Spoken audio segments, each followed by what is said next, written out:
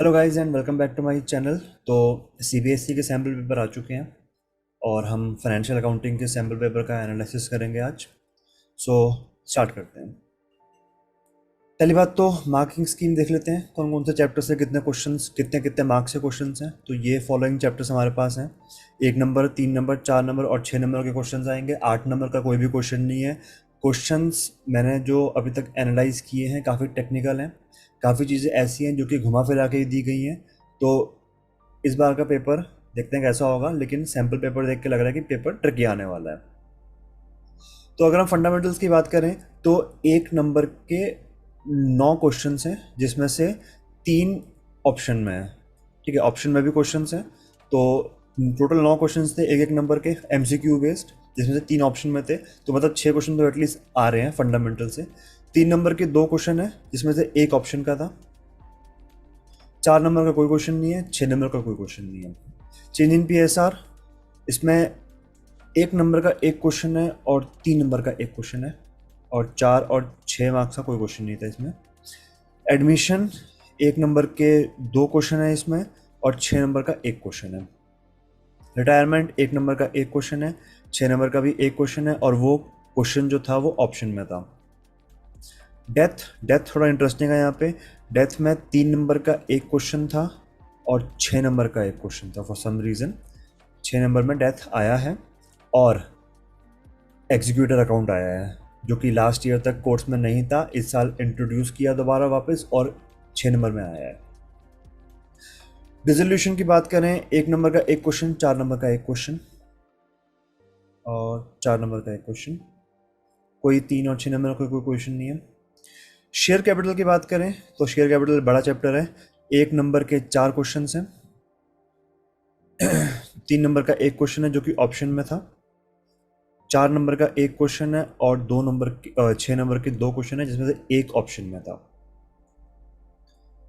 Debentures की अगर हम बात करें, 3 क्वेश्चंस आए हैं एक एक नंबर के, जिसमें 2 ऑप्शन में थे और 6 नंबर का एक क्वेश्चन है। इंटरेस्टिंग पॉइंट मेरे को ये देखने को मिला कि 6 नंबर का डिवेंचर का एक क्वेश्चन दे रखा है इन्होंने। Financial statements of a company, 3 number का एक क्वेश्चन है इससे, और कोई क्वेश्चन नहीं है। फाइनेंशियल स्टेटमेंट्स के एनालिसिस, 1 नंबर का एक क्वेश्चन है और क्वेश्चन नहीं है इसके अलावा। रेशियो एनालिसिस, 1 नंबर के 2 क्वेश्चन है, जिसमें से एक ऑप्शन में था। 3 नंबर का एक क्वेश्चन है, 4 नंबर के 2 क्वेश्चन है, जिसमें से एक ऑप्शन में था, और 6 नंबर का कोई क्वेश्चन नहीं है। कैश फ्लो स्टेटमेंट, 1 नंबर के 3 क्वेश्चन, जिसमें से एक ऑप्शन में था। 3 नंबर, 4 नंबर का कोई क्वेश्चन नहीं है, 6 नंबर का एक क्वेश्चन था। सो अल्टीमेटली क्रक्स ये बनता है कि फंडामेंटल में से जो क्वेश्चन आएंगे वो एटलीस्ट 9 नंबर और मैक्सिमम 15 नंबर, तो 9 से 15 नंबर के फंडामेंटल के क्वेश्चन है इस सैम्पल क्वेश्चन पेपर में। चेंज इन पीएसआर, 4 नंबर का क्वेश्चन है, 3 नंबर का एक और 1 नंबर का एक, टोटल मार्क्स 4। ये इनका एक क्रक्स निकल के आया है कि कितने कितने नंबर के ऑन एन एवरेज इससे लेके इस रेंज से लेके इस रेंज के बीच में क्वेश्चंस पूछे गए हैं। एडमिशन 8 नंबर का। रिटायरमेंट में 1 से लेके 7 नंबर, अगर ये ऑप्शन काउंट करते हो तो 7 नंबर हो जाएंगे, ऑप्शन नहीं काउंट करते हो तो 1 नंबर का एक क्वेश्चन है। डेथ में टोटल 9 नंबर के क्वेश्चन है। Dissolution 5 number. शेयर कैपिटल जो कि बड़ा चैप्टर है, 14 मिनिमम, मैक्सिमम 23 अगर ऑप्शंस काउंट करते हैं तो। डिवेंचर्स 10 से लेके 12। Financial statements of a company 3 number. Financial statement analysis 1 number. Ratio analysis या अकाउंटिंग रेशियोज 5 से लेके 10, और कैश फ्लो स्टेटमेंट 8 से लेके 10। ठीक है, तो देखने वाली बात यह है कि शेयर कैपिटल बड़ा चैप्टर है, उसके क्वेश्चन ज़्यादा हैं, फंडामेंटल्स के क्वेश्चन ज़्यादा हैं, और 10 नंबर के रेशियो एनालिसिस कैश फ्लो के हैं। 8 नंबर का एडमिशन है, और डिवेंचर्स के भी 10 से 12 नंबर के क्वेश्चन हैं, अगर ऑप्शन को काउंट करेंगे तो उसके हिसाब से। तो ये तो था क्रक्स कि भाई किन किन चैप्टर से कितने नंबर के क्वेश्चंस पूछे गए हैं। अगेन ये सैम्पल क्वेश्चन पेपर है, जरूरी नहीं है कि जो हमारा बोर्ड का पेपर आएगा वो भी एग्जैक्टली इसी पैटर्न में आए। तो ये एक एनालिसिस था बस इसका। आते हैं सैम्पल क्वेश्चन पेपर पे। ठीक है, कुछ इंस्ट्रक्शंस गिवन गई हैं। टोटल 34 क्वेश्चंस हैं, दो पार्ट में है, पार्ट ए और बी। ए पार्ट कंपलसरी है हैवी कैंडिडेट्स के लिए, बी पार्ट में दो हैं, first is analysis, second is computerise. तो कंप्यूटराइज है तो हम पार्ट बी का सेकंड वाला करेंगे, अदरवाइज पार्ट बी का फर्स्ट वाला करेंगे। जो एक नंबर के क्वेश्चन हैं, जो एक नंबर के क्वेश्चन है वो है 1 to 16 और 27 to 30।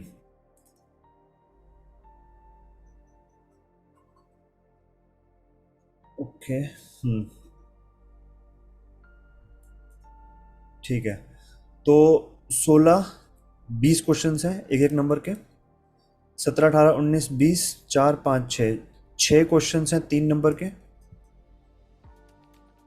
3 क्वेश्चन हैं 4 नंबर के, और 23 24 25 26 5 5 क्वेश्चन हैं 6 नंबर के। तो ये हो गया 20, 18, 12, 30, 8 2 10, 2 1 3 1 4, 5 7 8, 80 नंबर का पेपर है हमारा। ठीक है, 20 नंबर के एक क्वेश्चन आएंगे, 6 नंबर के 20 नंबर, एक नंबर के 20 क्वेश्चन आएंगे, 3 नंबर के 6 क्वेश्चन आएंगे, 4 नंबर के 3 क्वेश्चन आएंगे, और 6 नंबर के 5 क्वेश्चन आएंगे। There is no overall choice, however an internal choice has been provided in 7 questions of 1 mark, 2 question of 3 marks, 1 question of 4 mark and 2 question of 6 marks. इनके बीच में internal choices हैं हमारे पास। First उस पे आते हैं, part A, accounting for partnership firm and companies. तो फर्स्ट क्वेश्चन जो हमारा है वो है एडमिशन से।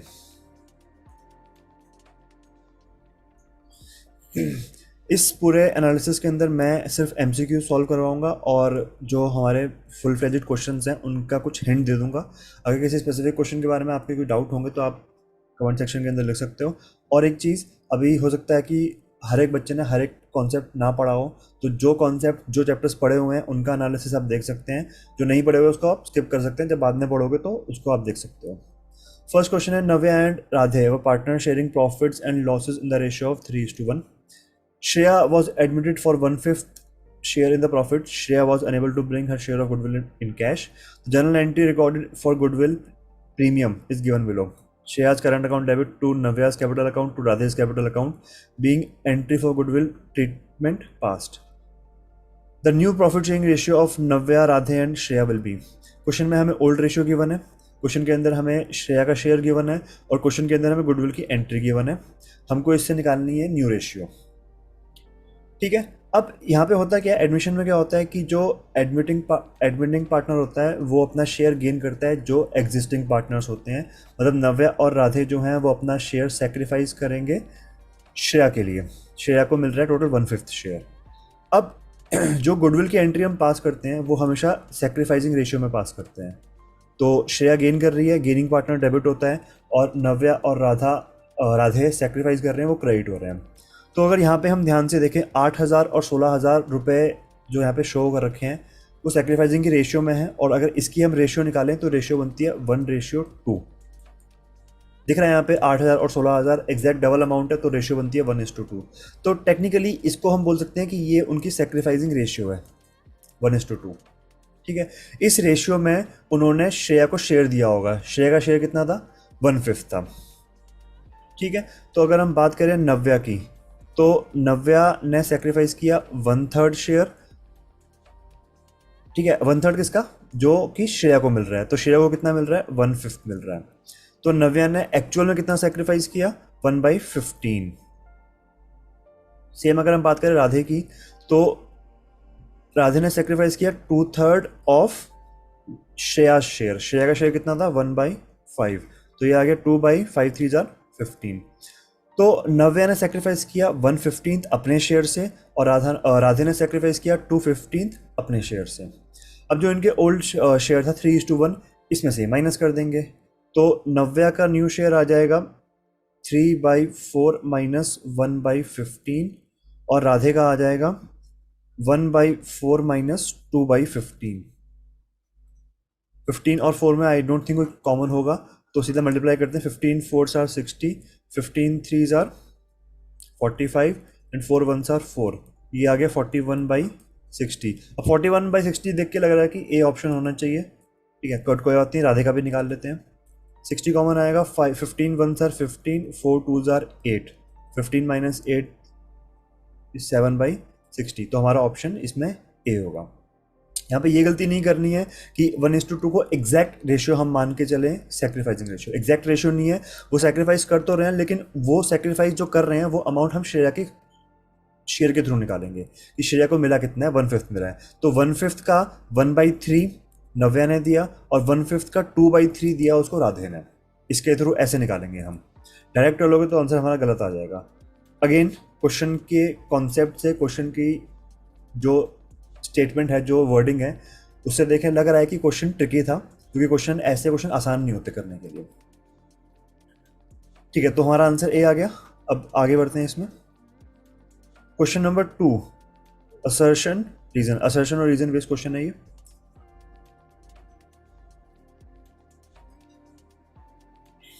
क्वेश्चन कह रहा है commission provided to a partner is shown in profit and loss account. अगर पार्टनर को कोई कमीशन हम पे करते हैं तो प्रॉफिट एंड लॉस अकाउंट में शो करते हैं, ऐसा असर्शन कह रहा है। रीजन कह रहा है commission provided to partner is charge against profit and is to be provided at fix rate. Commission provided to a partner is charge against profit, कभी भी पार्टनर्स कमीशन चार्ज नहीं होती है, पार्टनर्स कमीशन हमेशा appropriation होती है, और अगर वो अप्रोप्रिएशन है तो वो जाएगी profit and loss appropriation account में। तो जो हमारी फर्स्ट स्टेटमेंट है असर्शन की कमीशन को हम प्रॉफिट एंड लॉस अकाउंट में शो करते हैं, ये गलत है। और सेकंड जो हमारा रीजन है कि commission is a charge against profit, ये भी गलत है। Both A and R incorrect, इसका आंसर सी है। Question number 3, a share of ₹10 each issued at a premium, ₹4 premium, out of which ₹7 including ₹1 premium was called up and paid up. The uncalled capital will be। पहली चीज़ तो यहाँ पे uncalled capital पूछी गई है, और अगर कैपिटल पूछा गया है तो कैपिटल के अंदर हम कभी भी प्रीमियम को इंक्लूड नहीं करते हैं। तो अगर यहाँ पे ₹7 कॉल्ड अप है तो हम यहाँ पे ₹6 लेके चलेंगे, क्योंकि इसके अंदर ₹1 का प्रीमियम भी था।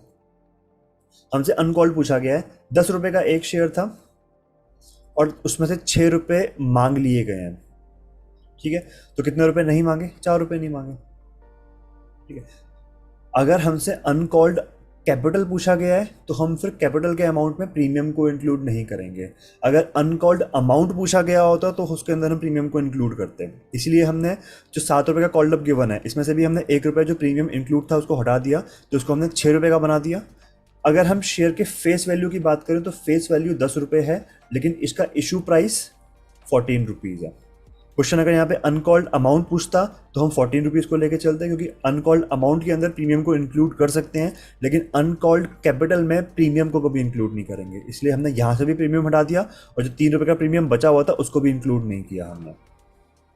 ₹7। और वाला ऑप्शन देख लेते हैं। Which while issuing dash type of debentures, company doesn't give any undertaking for the repayment of money borrowed by issuing such debentures। मतलब कंपनी जो है वो गारंटी या इसकी कोई अंडरटेकिंग नहीं देती है कि आपका पैसा रीपे होगा भी कि नहीं होगा, मतलब रिडीम आपके डिबेंचर्स होंगे भी कि नहीं होंगे, तो वो होते हैं नॉन रिडीमेबल डिबेंचर्स। ठीक है, नॉन रिडीमेबल वो होते हैं जिनको रिडीम कंपनी नहीं करती है नॉर्मली, तो इसका आंसर डी है। Fourth question,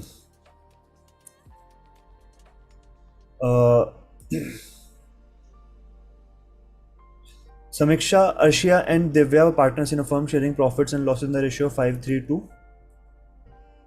While with effect from 1st April, they agreed to share future profits and losses in the ratio of 2:5:3. The balance sheet showed a debit balance of ₹50,000 in the profit and loss account and a balance of ₹40,000 in the investment fluctuation fund. Debit balance का मतलब होता है loss, ठीक है, और investment fluctuation fund में ₹40,000 है। The market value of an investment is ₹30,000 against the book value of 50,000। Partners have decided not to show revised values in the balance sheet and to pass an adjusting entries for it. Which of the following is correct treatment of the above? तो पहले फटाफट एक काम कर लेंगे, तीनों की हम सैक्रिफाइसिंग या गेनिंग रेशियो निकाल लेंगे। तो नॉर्मली हम ओल्ड माइनस न्यू करते हैं, old ratio minus new ratio, ये होता है सैक्रिफाइसिंग रेशियो। अगर ये प्लस में आंसर आ रहा है, नेगेटिव आ रहा है तो गेनिंग रेशियो बन जाएगा ये। तो 5/10, 3/10 और 2/10, माइनस माइनस माइनस 2/10, 5/10 और 3/10, तीनों में से एक भी ज़ीरो नहीं बनेगा क्योंकि तीनों में एक भी अमाउंट इक्वल नहीं आ रहा दोनों साइड का। तो ये 10 आ गया, 5 - 2 3, ये अगेन 10 आ गया, 3 - 5 -2, और ये आ गया 10, 2 - 3 -1।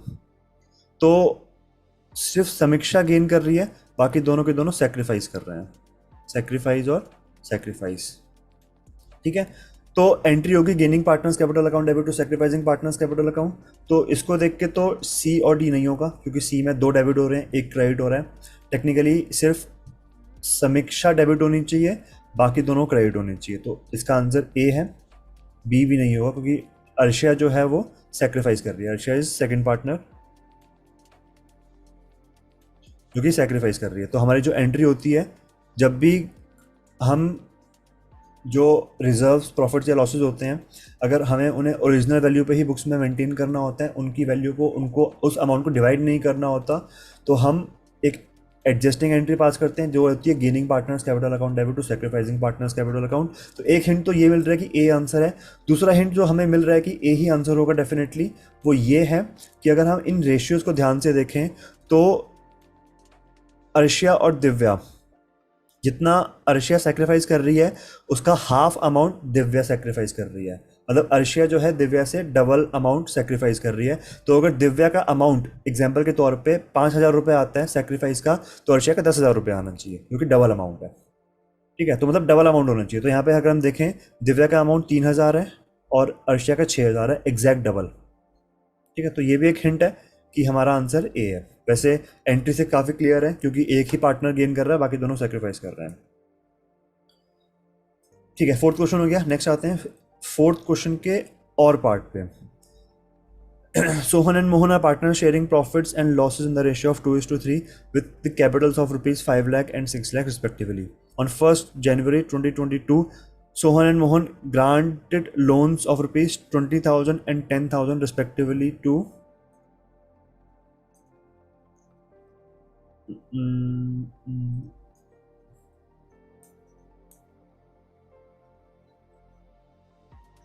the firm. Determine the amount of loss to be borne by each partner for the year 31st March 2022 if the losses before interest for the year amounted to rupees 2,500.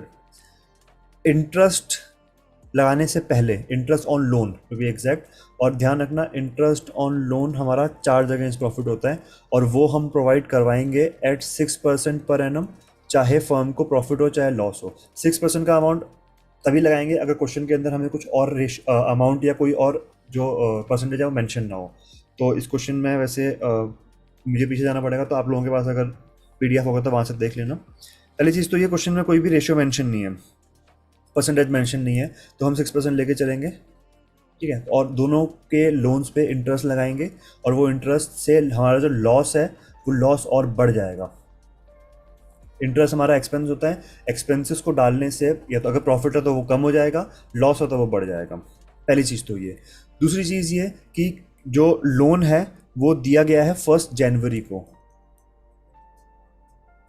तो अगर हम 1 जनवरी से काउंट करें तो 3 महीने होते हैं, 3 मंथ्स। सिंस 6% पर एनम है तो हम टाइम फैक्टर को भी देखते हैं कि कितने महीने का इंटरेस्ट है, कितने महीने करंट ईयर में लोन को यूज़ किया गया है। तो जनवरी फरवरी मार्च सिर्फ 3 महीने के लिए लोन को अमाउंट को यूज़ किया गया है। तो हम जो इंटरेस्ट ऑन लोन निकालेंगे, फॉर एग्जांपल अगर हम सोहन की बात करें तो सोहन ने लोन दिया है 20,000 रुपये का, तो 20,000 इंटू 6/100 इंटू 3/12 ऐसे करके निकालेंगे। तो ये कट जाएगा 2 से 2 0 से 2 0 कट जाएंगे, ये हो गया 200 100 300 का अमाउंट आ गया। ऐसे ही दूसरे का अमाउंट निकलेगा और फिर 2,500 रुपये में उन अमाउंट को प्लस कर देंगे। ठीक है, 2,500 रुपये का लॉस क्योंकि ये लॉस है, प्लस 300 रुपये सोहन का आ गया, प्लस और आएगा। ठीक है, 150 रुपये आएगा वैसे अगले का, क्योंकि एग्जैक्ट हाफ अमाउंट है 20,000 और 10,000, तो ये अमाउंट हो जाएगा 2950। 2,500 plus 300 interest on loan plus 150 again interest on loan, amount हो गया 2950। ये टोटल लॉस है फर्म का, और ये लॉस डिस्ट्रीब्यूट होगा, क्वेश्चन में रेशियो गिवन है 2:3, तो 2/5 और 1/5 इस रेशियो में इसको बांट देंगे, तो जो हमारा आंसर आएगा वो आएगा डी। सोहन का 1180 और मोहन का 1770। ऑलराइट, फिफ्थ क्वेश्चन है हमारा, विहान एंड मान are partners sharing profit and loss in the ratio of 3:2. The firm maintains fluctuating capital account and the balance of the same as on 31st March 2022. Fluctuating Capitals हैं और capital account के balance given है 4 लाख और 4,65,000। 31 मार्च 2022 की date given है, मतलब ये closing date है, ध्यान रखना, क्लोजिंग बैलेंसेज होंगे। Drawings during the year 65,000 each. As per the partnership deed interest on capital 10% per annum के हिसाब से चार्ज होगा on opening capital. Opening capital ध्यान रखना। Calculate the opening capital of Vihan given that the divisible profit during the year was ₹2,25,000। पहली बात तो ये है कि विहान का ही पूछा गया, दोनों का नहीं पूछा गया, तो हम सिर्फ एक की अकाउंटिंग करेंगे।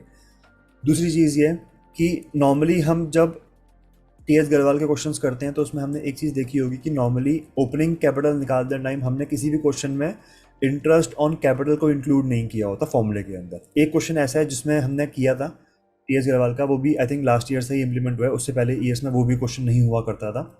तो अगर हम बात करें ओपनिंग कैपिटल से क्लोजिंग पे जाने की, तो ईयर स्टार्ट हुआ opening capital, during the year partners ने और कैपिटल इंट्रोड्यूस करी एडिशनल, तो उससे कैपिटल बढ़ जाएगी, additional capital. During the year अगर पार्टनर्स ने कैपिटल विड्रॉ करी या ड्राइंग्स करी तो उससे कैपिटल कम हो जानी चाहिए, माइनस कर देंगे ड्राइंग्स। ड्यूरिंग द ईयर अगर प्रॉफिट हुआ तो कैपिटल बढ़ेगी और अगर लॉस हुआ तो कैपिटल कम होगी, माइनस कर देंगे लॉस।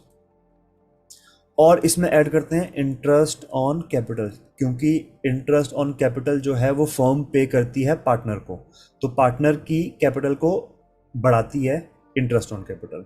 इससे हमारा एट द एंड आ जाएगा क्लोजिंग कैपिटल।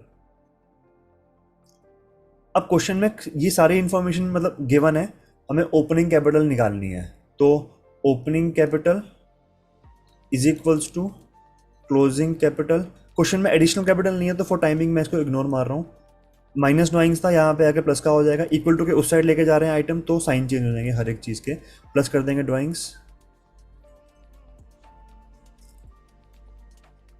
माइनस करेंगे प्रॉफिट या प्लस करेंगे लॉसेस को, और प्लस करेंगे माइनस करेंगे इंटरेस्ट ऑन कैपिटल को, तो इससे हमारा निकल जाएगा ओपनिंग कैपिटल। अब क्लोजिंग कैपिटल गिवन है विहान की, अगर हम बात करें फर्स्ट पार्टनर है विहान, 4 लाख की क्लोजिंग कैपिटल है, 4 लाख। ड्राइंग्स गिवन है 65,000 ईच, तो प्लस कर देंगे 65,000, ठीक है। इंटरेस्ट ऑन कैपिटल इसके बारे में बाद में बात करते हैं फिलहाल। और at the end profit given है 2,25,000 रुपये का, इस पूरे को इंक्लूड नहीं करना है, रेशियो गिवन है, हम यहाँ पे स्पेसिफिकली विहान का शेयर निकालेंगे, तो 2,25,000 इंटू 3/5, इससे निकल जाएगा विहान का प्रॉफिट, वो अमाउंट आएगा 1,35,000, तो माइनस कर देंगे 1,35,000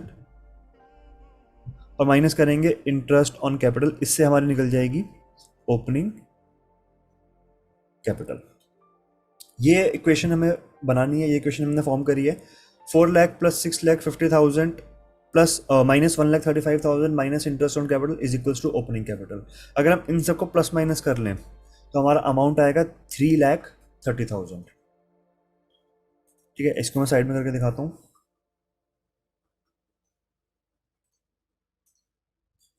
3,30,000 minus interest on capital is equals to opening capital. मैंने शायद वहाँ पे क्लोजिंग कैपिटल लिख दिया, वो ओपनिंग कैपिटल होगी, नहीं, ठीक है।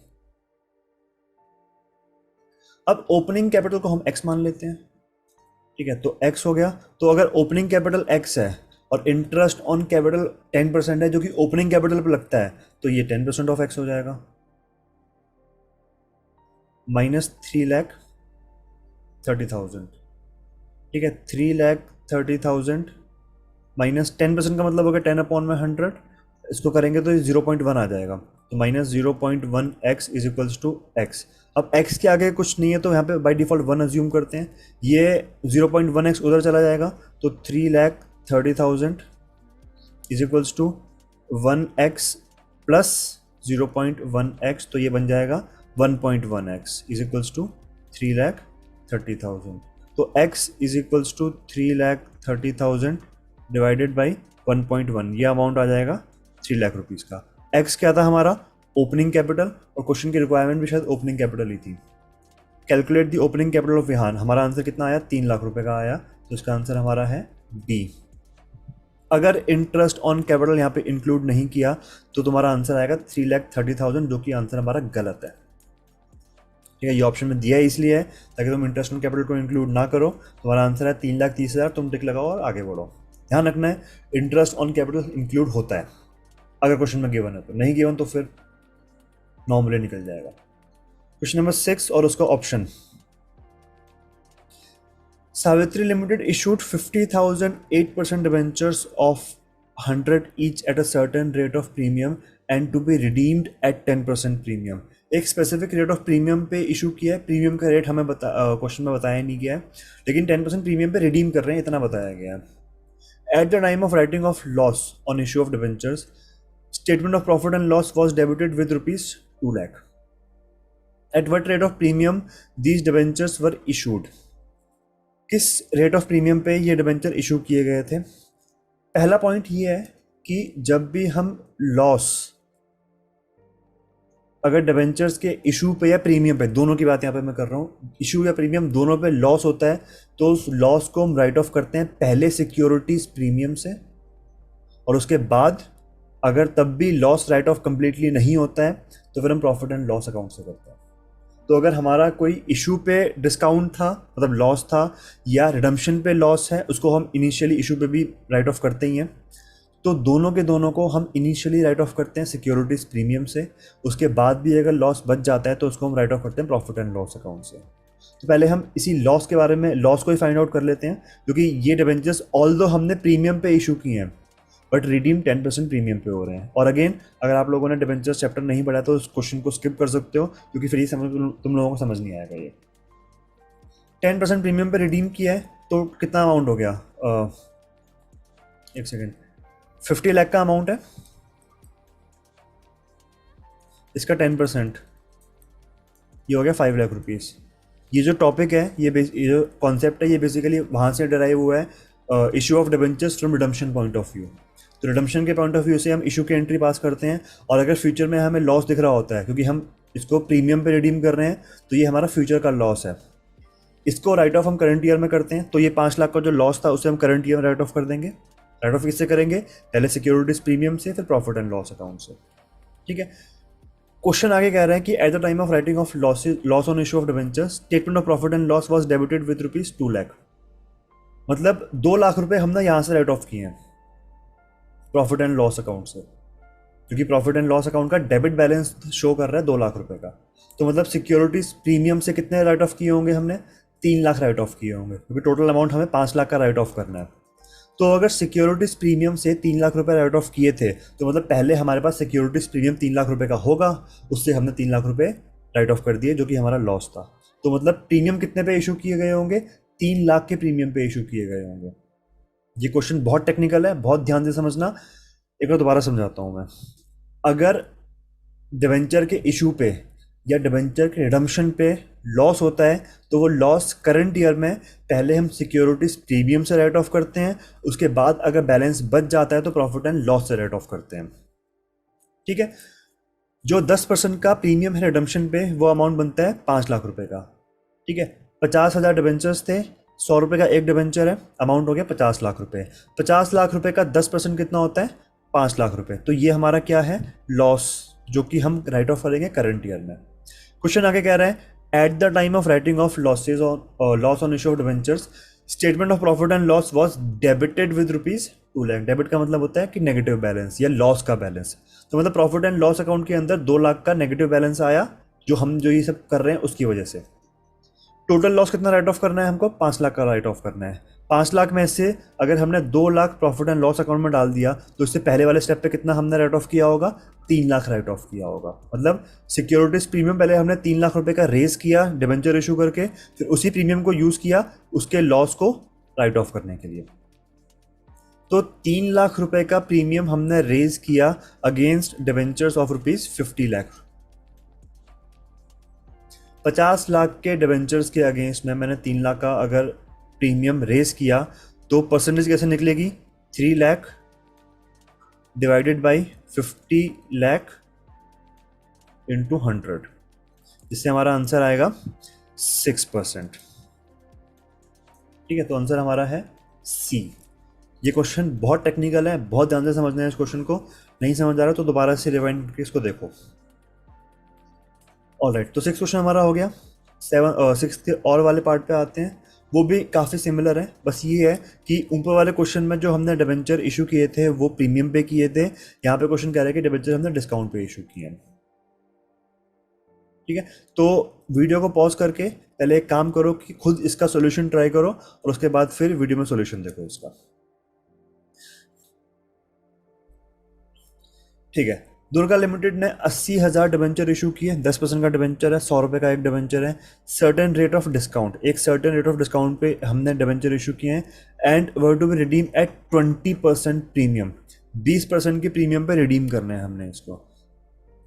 Existing balance of securities premium before issuing of these debentures was ₹25 lakh। In debenture के इशू करने से पहले सिक्योरिटीज प्रीमियम जो हमारे पास पड़ा हुआ था एग्जिस्टिंग, वो अमाउंट था 25 लाख रुपए का। And after writing off loss on issue of debentures the balance of in securities premium was ₹5 lakh. मतलब डिबेंचर को डिस्काउंट पे इशू करने से पहले प्रीमियम था 25 लाख रुपए का, डिस्काउंट पे इशू करने के बाद प्रीमियम रह गया 5 लाख रुपए का, मतलब 20 लाख रुपए का प्रीमियम यूज हो गया। अब ये प्रीमियम दो जगह यूज हुआ है, एक तो जो हमने रिडम्पशन पे प्रीमियम है उसका वो अमाउंट हमने यहाँ से राइट ऑफ किया होगा, दूसरा जो डिस्काउंट पे हमने डिबेंचर इशू किया उसका भी लॉस हमने यहाँ से राइट ऑफ किया होगा।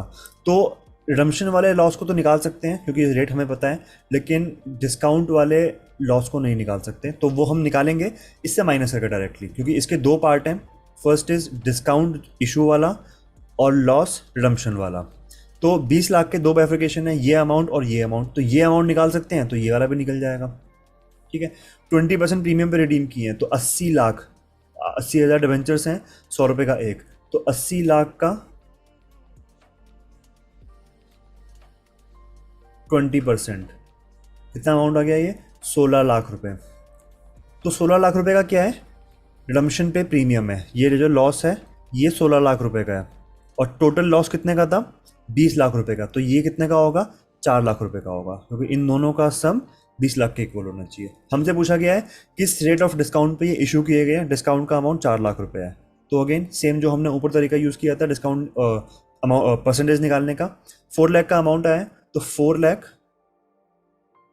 Divided by total number of amount debentures का अमाउंट कितना है? 80 लाख रुपए इंटू 100। ठीक है, इससे हमारा आंसर आएगा 5%। तो ये दोनों क्वेश्चंस थे, अगेन काफ़ी ट्रिकी क्वेश्चंस थे, ये काफ़ी टेक्निकल क्वेश्चंस थे हमारे। Question number 7, Attire Limited issued a prospectus inviting applications for 12,000 shares of 10 each, payable ₹3 on application, 5 on allotment, and balance on call. Public had applied for certain number of shares and application money was received. Public ने shares apply किए, कितने number of shares public ने apply किए ये बताया नहीं गया है, लेकिन एप्लीकेशन मनी हमें रिसीव हुई है। विच of the following application money if received restricts the company to proceed with the allotment of shares as per SEBI guidelines। मतलब कितना अमाउंट हम रिसीव करेंगे जिससे हम शेयर्स अलॉट नहीं कर सकते हैं पब्लिक को। यहाँ पे टेक्निकली बात हो रही है मिनिमम सब्सक्रिप्शन की। मिनिमम सब्सक्रिप्शन होता है 90% ऑफ अलॉट, हमारा जो इशू साइज होता है। तो अगर हम 12,000 शेयर्स पब्लिक को ऑफर कर रहे हैं तो 12,000 का 90% एटलीस्ट सब्सक्राइब होना चाहिए एज पर सेबी गाइडलाइंस। तो 12,000 का 90% कितना होता है? 2 0 से 1 0 1 0 कटी 9 0 0 9 2 18 9 1 9 10 10,800, और 10,800 एप्लीकेशन मनी कितने रुपए की है? 3 रुपये की। 0 0 8 3 24 3 1 3 32,400 रुपये। अब अगर तुम लोगों ने इसका ऑप्शन डी सेलेक्ट किया तो डी ऑप्शन गलत है, क्योंकि डी जो है वो मिनिमम सब्सक्रिप्शन है, मतलब हम बॉर्डर पे खड़े हैं एकदम। तो अगर 90% हम पब्लिक को बेच पा रहे हैं तो हम शेयर्स अलॉट कर सकते हैं, पैसा रख सकते हैं। हमें चाहिए 90 से कम, और इन चारों ऑप्शन में 90 से कम मतलब 32,400 से कम का अमाउंट सिर्फ एक है, सी 30,000। तो अगर 30,000 रुपये हम रिसीव करेंगे तो हम शेयर्स को अलॉट नहीं कर सकते हैं। 32,400 करते हैं तो वो तो एग्जैक्ट 90% है, तो हम शेयर्स अलॉट कर सकते हैं।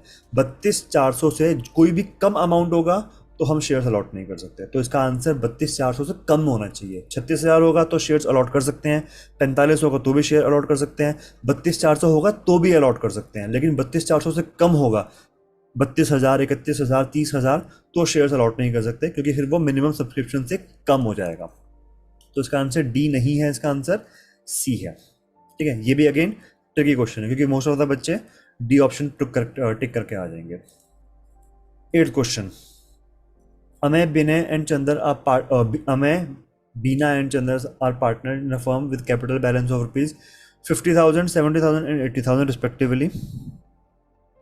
On 31st March 2022, Amay decides to retire from the firm on 31st March 2022. With the help of the information provided, calculate the amount to be paid to Amay on his retirement. There existed a general reserve of rupees 7,500 in the books in the balance sheet of on that date. The goodwill of the firm was valued at rupees 30,000. Profit on revolution 24,000 रुपये। तो जब भी कोई partner admit होता है वो दो चीज़ें लेकर आता है, first is capital and second is goodwill. तो अगर पार्टनर एडमिट होता है तो दो चीज़ें लेकर आता है, तो अगर रिटायर होगा तो एटलीस्ट ये दो चीज़ें तो लेके जाएगा ही जाएगा। साथ में अगर उसके कोई और भी क्लेम्स हैं, सैलरी हो गया, कमीशन हो गया, इंटरेस्ट वगैरह हो गया, तो वो सब भी क्लेम वो कर सकता है। ठीक है, तो कैपिटल रिटायर कौन हो रहा है? अमय हो रहा है, तो कैपिटल लेके जाएगा वो। कैपिटल कितनी है उसकी? 50,000। ठीक है, आगे calculate the amount to be paid to Amay on his retirement.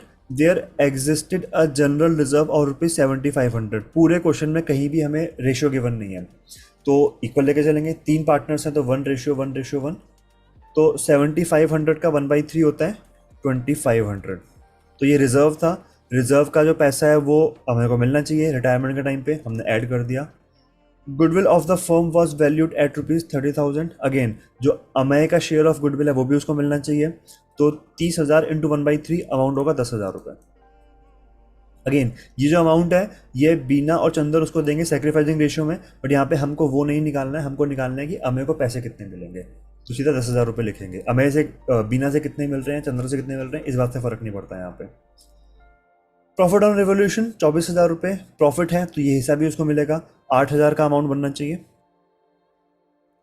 ठीक है, ये अगर हम सम करेंगे तो अमाउंट कितना आएगा? 50, 60, 68, 70,500। इसका आंसर है डी, 70,500। और वाला इसका ऑप्शन देख लेते हैं। A B and C are partners.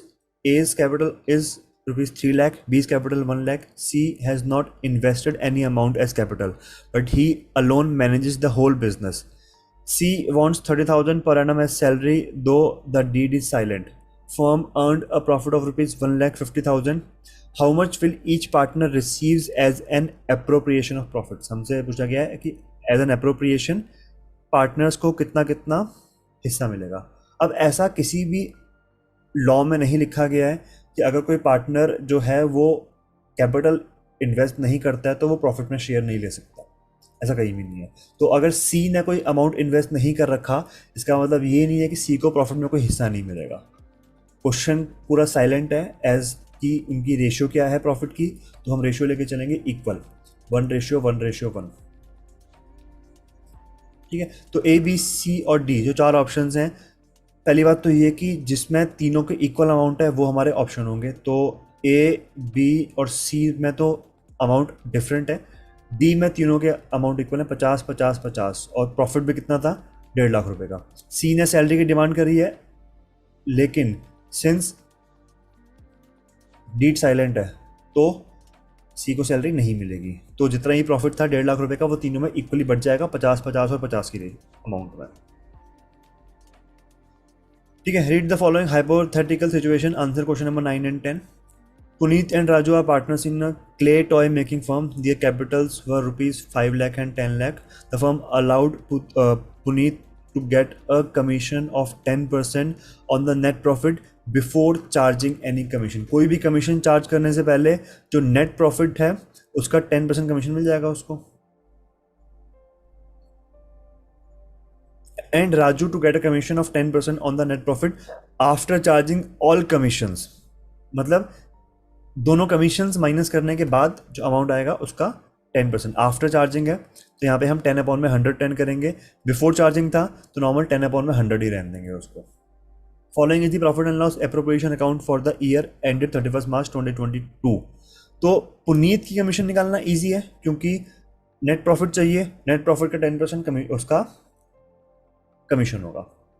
और हमें क्वेश्चन में पुनीत की कमीशन गिवन भी है डायरेक्टली. कितना अमाउंट है? 44,000 रुपये. और ये 44,000 का अमाउंट आया है, ये नेट प्रॉफिट का 10% होना चाहिए. तो नेट प्रॉफिट कितना होगा? 4,40,000 रुपीज़. ये तो ईजी था निकालना. 4,40,000 रुपीज़. 4,40,000 का 10% कितना होगा? 44,000 रुपीज़. ये 4,40,000 क्या निकला हमारा? Net profit. क्योंकि पुनीत को जो कमीशन मिल रही है वो नेट प्रॉफिट में मिल रही है, तो यहाँ पर आ जाएगा 4,40,000 रुपीज़. नेट प्रॉफिट निकल गया हमारा. ठीक है.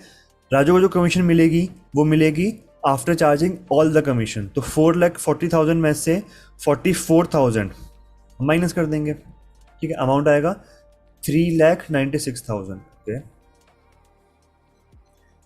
3,96,000. और इसका करेंगे 10 अपॉन में 110. 110 क्यों कर रहे हैं? क्योंकि जो कमीशन राजू को हम पे कर रहे हैं वो आफ्टर चार्जिंग सच कमीशन है. ठीक है. Raju will get a commission on net profit after charging all the commissions. मतलब ये वाली कमीशन भी माइनस हो जाएगी, करनी है, और ये वाली भी करनी है. तो 3,96,000 इंटू 10 अपॉन में 110, ये अमाउंट आ जाएगा 36,000 रुपीज़. ठीक है. ये अमाउंट पता चल गया, ये ऑलरेडी पता था, ये पता चल गया. अब हमारा डिविजिबल प्रॉफिट निकल सकता है इजीली. प्लस माइनस कर लेंगे. अमाउंट आएगा 3,60,000. अब पूरे क्वेश्चन के अंदर कोई रेशियो भी मेंशन नहीं है कि कौन सी रेशियो में प्रॉफिट को डिस्ट्रीब्यूट कर रहे थे. तो हम इक्वल लेके चलेंगे. 1,80,000 और 1,80,000. वैसे इस क्वेश्चन को करने से पहले हमें इसके जो क्वेश्चन हैं नीचे वो पढ़ने चाहिए थे, लेकिन कोई बात नहीं, पहले हमने सॉल्व कर लिया इसको. एग्जाम में ध्यान रखना है, पहले क्वेश्चन पूरा कंप्लीट पढ़ना है, उसके बाद सॉल्व करना है. फर्स्ट क्वेश्चन है राजूज कमीशन विल बी. कितनी निकाली हमने? 36,000 रुपीज़. तो ए और बी में तो ऑप्शन नहीं है, सी और डी में देखते हैं. ये रहा सी ऑप्शन है हमारा, 36,000 rupees. Puneet share of profit will be 1,80,000, जो कि हमने दोनों का निकाल लिया था. तो टेक्निकली पूरा क्वेश्चन सॉल्व करना ही पड़ता, लेकिन फिर भी ध्यान रखना है एग्जाम में पूरा कंप्लीट क्वेश्चन पढ़ना है, केस स्टडी पढ़नी है, उसके बेस पे क्वेश्चंस जो बने हुए हैं वो पढ़ने हैं. कई बार कैसा होता है कि बिना पूरा क्वेश्चन सॉल्व किए ही हमारे ऑप्शंस आंसर्स निकल आते हैं इजीली, बट क्वेश्चन पूरा कंप्लीट पढ़ना है. Choose the correct sequence of the following transaction in context of division of profits. Guarantee by firm to partner. पहले है फर्म टू पार्टनर, फिर है पार्टनर टू फर्म, फिर है transfer of profit to profit and loss appropriation account, and last is guarantee by partner to partner. तो सबसे पहले हम क्या करते हैं? प्रॉफिट को ट्रांसफर करते हैं. इसका थर्ड सबसे पहला ऑप्शन होगा. तो ए और सी, डी तो नहीं है, सी है या बी है. अब सी और बी को एनालाइज करते हैं. थर्ड और फोर्थ. मतलब बीच के जो दो ऑप्शन हैं, सेकंड और फर्स्ट, कि फर्स्ट पहले आएगा कि सेकंड पहले आएगा. तो ये तो फर्स्ट हो गया और ये लास्ट हो गया, फोर्थ. ठीक है. इनमें सेकंड थर्ड स्टेप कौन सा बनेगा? तो firm to partner and partner to firm, कौन सा पहले आता है? पार्टनर टू फर्म पहले आता है, कि फर्म पहले रिसीव करता है, फर्म उसके बाद पे करता है. तो फर्स्ट हो गया, सेकंड ये हो गया, थर्ड ये हो गया, और फोर्थ ये हो गया. मतलब थर्ड सेकंड फर्स्ट और फोर्थ, थर्ड सेकंड फर्स्ट और फोर्थ. सी हमारा आंसर है यहाँ पे. ठीक है. फर्म पहले गारंटी रिसीव करता है पार्टनर से, उसके बाद फर्म जो है वो पार्टनर को पे करता है अगर कोई गारंटी फर्म ने ली है तो. 11th हो गया. 12, 13 हमारे सामने है. If 10,000 shares of ₹10 each were forfeited for non-payment of final call money of 3 per share, and only 7,000 shares were reissued at 11 per share as fully paid up, then what is the amount of maximum possible discount that company can allow at the time of issue of the remaining 3000 shares. Again काफ़ी एक without full stop एक 4 line की statement हमें दे दी. इसको हम divide करते हैं 3-4 parts में. 10,000 शेयर्स पब्लिक को ऑफर किए, जिसमें से 10,000 शेयर्स फोरफिट किए, जिसमें से 7,000 शेयर्स हमने री इशू भी कर दिए और 3,000 शेयर्स अभी तक हमने री इशू नहीं किए. और नॉर्मली हम शेयर्स को डिस्काउंट पे इशू नहीं कर सकते हैं, जो हमारे ऑर्डिनरी शेयर्स होते हैं उनको डिस्काउंट पे इशू नहीं कर सकते हैं, लेकिन जो फोरफिटेड शेयर्स होते हैं या जो ईसॉप्स होते हैं एम्प्लॉय स्टॉक ऑप्शन प्लान्स, उनको हम डिस्काउंट पे इशू कर सकते हैं. लेकिन जो हम शेयर्स री इशू कर रहे हैं उस पर भी डिस्काउंट की लिमिट एक फिक्स होती है. जब हम शेयर्स फोरफिट करते हैं तो फोरफीचर के टाइम पे हम जितना ही पैसा उस शेयर पे हमको मिला होता है वो हम जब्त कर लेते हैं. हिंदी में बोले तो जब्त कर लेते हैं. तो जितना ही पैसा हमने जब्त किया फोरफीचर के टाइम पे, उतना मैक्सिमम डिस्काउंट हम दे सकते हैं री इशू के टाइम पे. ये दोबारा सुनो एक बार. जितना हमने शेयर्स को कैंसिल करते टाइम पैसा जब्त किया, उतना ही रुपए हम एज ए डिस्काउंट इशू कर सकते हैं अगर हम शेयर्स को डिस्काउंट पे री इशू कर रहे हैं. मेरा माइक गिर गया एक सेकंड. ठीक है, तो 10,000 शेयर्स हमने फोरफिट किए थे. 10 रुपये का एक शेयर था for non payment of final call of ₹3 पर शेयर. तो 10,000 शेयर्स पे 3 रुपये नहीं मिले तो कितने रुपए मिले? 7 रुपये मिले. तो मतलब 10,000 इंटू 7, इतने रुपए हमको रिसीव हुए होंगे फोरफिचर के टाइम पे. 70,000 रुपये हमको रिसीव हुए हैं. 3 रुपये उसने फाइनल कॉल की पे नहीं करी, हमने उसके शेयर्स फोरफिट कर दिए. तो मैक्सिमम डिस्काउंट इन 10,000 शेयर्स को री इशू करते टाइम हम इतना दे सकते हैं, 70,000 रुपये का. जब हमने 7,000 शेयर्स को री इशू किया, तो हमने 11 रुपये पे री इशू किया एज फुल्ली पेड अप. जब हमने 7,000 शेयर्स को री इशू किया तो इन पे हम मैक्सिमम डिस्काउंट कितना दे सकते थे? 7 रुपये, मतलब 49,000 रुपीज़ हम दे सकते थे. और जब 3,000 शेयर्स हम री इशू करेंगे, अभी तक हमने किए नहीं है, हमने सिर्फ 7,000 शेयर्स री इशू किए हैं अभी तक. तो अगर 3,000 शेयर्स जब हम री इशू करेंगे तो इस पर भी मैक्सिमम हम 7 रुपये का ही डिस्काउंट दे सकते हैं, मतलब 21,000 रुपये. ऑल्दो हमने जब 7,000 शेयर्स इशू किए तो डिस्काउंट पे इशू नहीं किए, हमने प्रीमियम पे री इशू किए हैं. बट इसका मतलब ये नहीं है कि जो ये डिस्काउंट यहाँ वाला था वो हम यहाँ पे अप्लाई कर सकते हैं, नहीं. पर शेयर जब हमने शेयर्स फोरफिट किए तो हमने पर शेयर 7 रुपये कमाए, 7 रुपये का प्रॉफिट हमने अर्न किया. जब री इशू करेंगे तो मैक्सिमम डिस्काउंट पर शेयर हम 7 रुपये का ही दे सकते हैं. तो ये पर शेयर की बात है. ऐसा नहीं कि अगर हमने 7,000 शेयर्स पे कोई डिस्काउंट नहीं दिया तो पूरा का पूरा डिस्काउंट हम 3,000 शेयर पे कर सकते हैं, नहीं कर सकते ऐसा. 3,000 शेयर्स पे भी हम पर शेयर डिस्काउंट सिर्फ 7 रुपये का दे सकते हैं, मतलब मैक्सिमम डिस्काउंट 21,000 रुपये हम दे सकते हैं. ठीक है, यहाँ पे बात हो रही है पर शेयर की, क्योंकि हमने जब शेयर्स को फोरफिट किया था, शेयर्स को जब कैंसिल किया था, तो हमने पर शेयर 7 रुपये रिसीव कर लिए थे, 3 रुपये रिसीव नहीं किए थे. 10 रुपये का एक शेयर था, 7 रिसीव कर लिए थे, 3 रुपये रिसीव नहीं किए थे. तो 7 रुपये जो हमने रिसीव किए हैं वही मैक्सिमम डिस्काउंट हम पर शेयर आगे ऑफर कर सकते हैं. इसका आंसर 21,000 रुपये है. Next 13 question. As per companies act 2013, securities premium balance can be utilize for which of the following purpose? Issuing bonus to existing shareholders to convert partly paid up into fully paid up bonus shares. Bonus shares issue नहीं कर सकते हैं हम. Providing for premium payable on redemption of debentures, हाँ ये एक option ठीक है. Writing off all capital expenditures, नहीं, सारे के सारे राइट ऑफ नहीं कर सकते हैं, कुछ कर सकते हैं. ठीक है. और last is buyback of debentures. Buyback of shares कर सकते हैं, डिवेंचर नहीं कर सकते. तो इसका आंसर हमारा बी होगा. 14-15. Ganga and Jamuna are partners sharing profits in the ratio of 2:1. They admit Saraswati for 1/5 share in future profits. On the date of admission, Ganga's capital was 1,02,000 and Jamuna's capital was 73,000. Saraswati brings ₹25,000 as her share of goodwill and she agrees to contribute proportionate capital of the new firm. How much capital will be brought by Saraswati? ये जो question है ये काफ़ी हद तक linked है adjustment of capital में.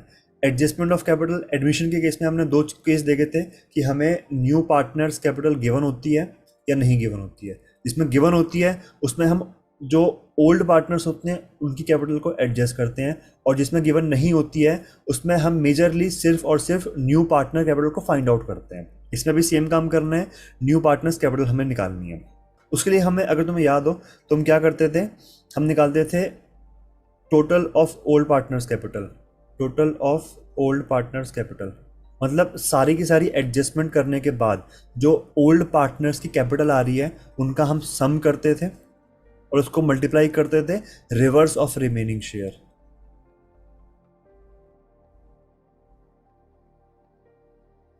और ये आता था हमारा तीनों की combined capital.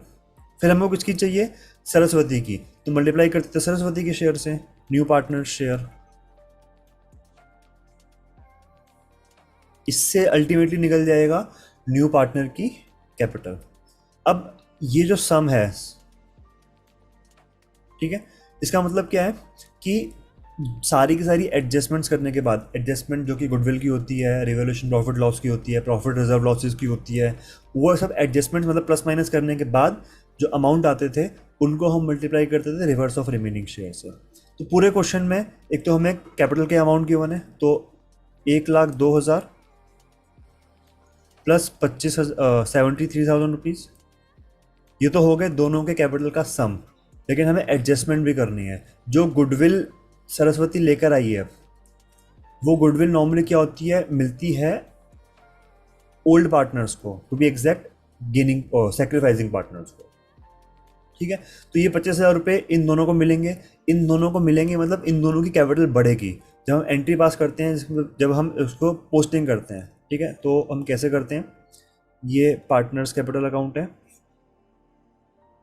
Partners capital account, ठीक है। तो यहाँ ओपनिंग बैलेंस होते हैं बाई बैलेंस बीडी, फिर यहाँ पे बाई कैश अकाउंट आता है जो कि न्यू पार्टनर्स कैपिटल होती है, ए बी और सी एग्जाम्पल के तौर पे, और फिर बाई यहाँ पर आता था प्रीमियम फॉर गुडविल, और ये किस में जाता था, ओल्ड पार्टनर्स में। यहाँ पे कौन कौन सी है, गंगा और जमुना, ठीक है। तो टेक्निकली उनके जो कैपिटल के बैलेंसेज हैं उसमें ये जो गुडविल का अमाउंट है ये ऐड होता है, यहाँ पे भी ऐड कर देंगे हम इसको,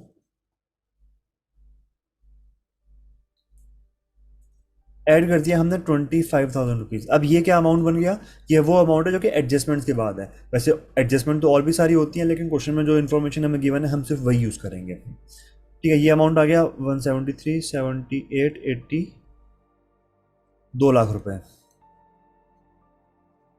ठीक है। सरस्वती का शेयर कितना है, 1/5। Let the profits be 1, total profit को हमने 1 अज्यूम कर लिया, 1 माइनस न्यू पार्टनर शेयर 1/5, ये आ गया 5 माइनस 1/5 मतलब 4/5, ये आ गया रिमेनिंग शेयर। रिमेनिंग शेयर अगर नहीं याद तो जब हमने इनिशियली न्यू रेशो निकालना शुरू किया था एडमिशन में, तो सिंपल केस जो होता था कि ओल्ड पार्टनर्स की रेशियो गिवन है और एडमिटिंग पार्टनर का शेयर गिवन है, तो उसमें हम रिमेनिंग शेयर निकालते थे। तो 2 lakh into reverse of remaining share मतलब 4/5 को रिवर्स करेंगे 5/4 और मल्टीप्लाई करेंगे न्यू पार्टनर के शेयर से जो कि 1/5 था। 5 और 5 कट गया 4, 50,000, ठीक है।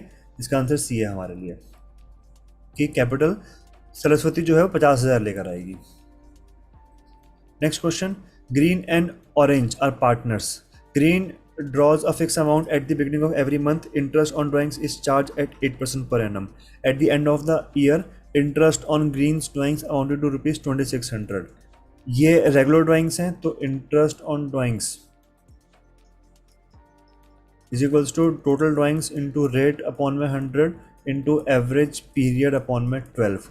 तो इस क्वेश्चन में हमें ग्रीन की बात करते हैं पहले। इंटरेस्ट रेट गिवन है 8% और जो at the end of the year interest given है 2,600 रुपये का। तो 2,600 रुपये का इंटरेस्ट है, ड्राइंग्स इनटू रेट कितना गिवन है 8%, और विड्रॉ कब किया है at the beginning of every month. Beginning में हम एवरेज पीरियड लेते हैं 6.5 अपॉन में 12। तो इस पूरी इक्वेशन में हमें ड्राइंग्स निकालनी है, ठीक है। ये अमाउंट निकालना है, इजीली निकल जाना चाहिए, बेसिक मैथमेटिकल इक्वेशन है। इस इधर इस साइड उस साइड डालो, ड्राइंग्स निकाल के दिखाओ। ईजी है। इसका आंसर वैसे जो हमें गिवन है वो 5,000 रुपीज़ गिवन है।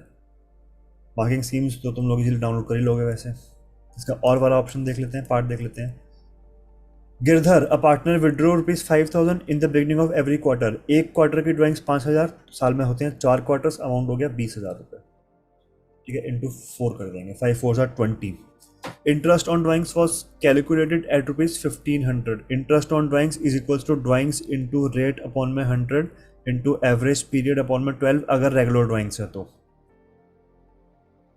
बिगनिंग ऑफ एवरी क्वार्टर, तो एवरेज पीरियड कितना होगा 7.5। ये पॉइंट चीज़ याद कर लो, बहुत काम आने वाली है। ठीक है, क्वेश्चन ने क्या पूछा है, what is the rate of interest, ये आर निकालना है। अगेन पूरे क्वेश्चन में एक वेरिएबल है, बाकी सब गिवन है, निकाल लो इजीली। इसका जो आंसर है वो है 12% पर एनम। ठीक है, नेक्स्ट 16 क्वेश्चन पे आते हैं हम, और ये एमसीक्यूज का लास्ट क्वेश्चन है जो कि एटलीस्ट फर्स्ट टॉपिक है।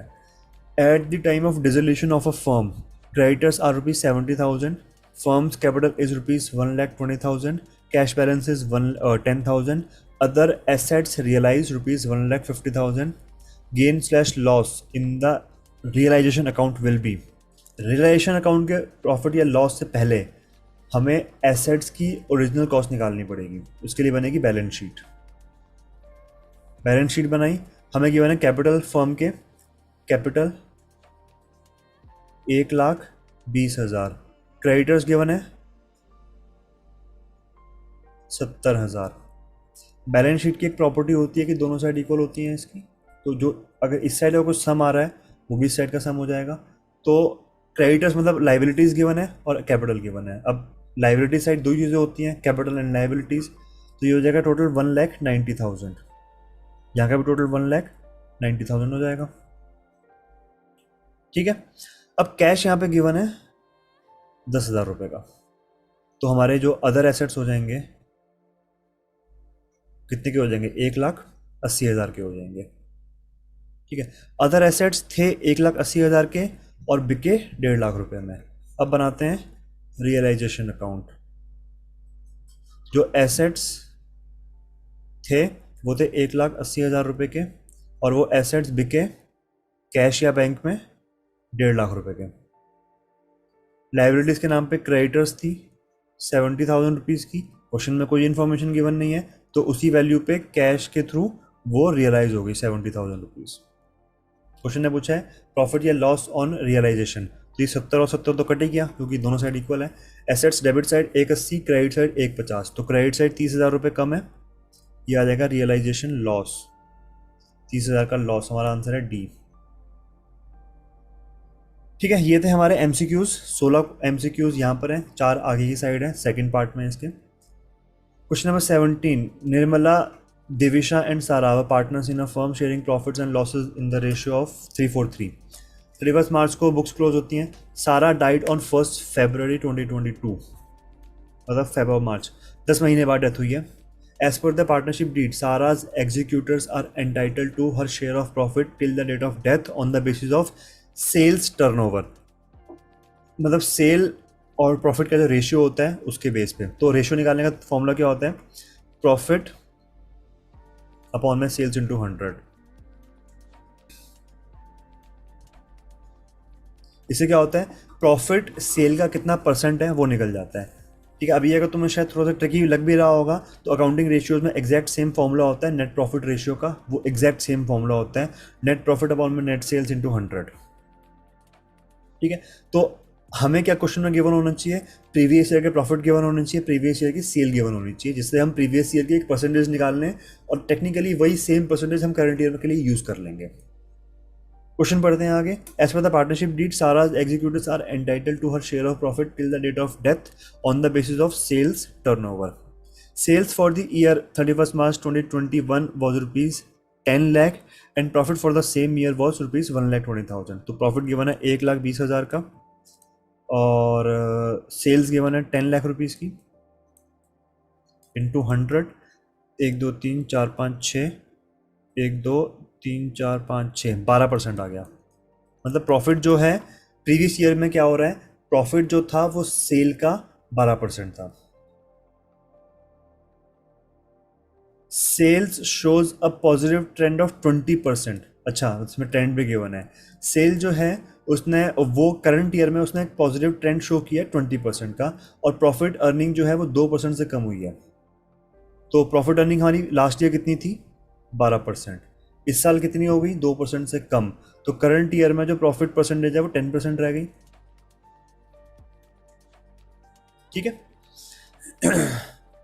और sales shows a positive trend of 20%। तो प्रीवियस ईयर की सेल कितनी है? 10 लाख रुपए, और करंट ईयर में 20% और बढ़ी है।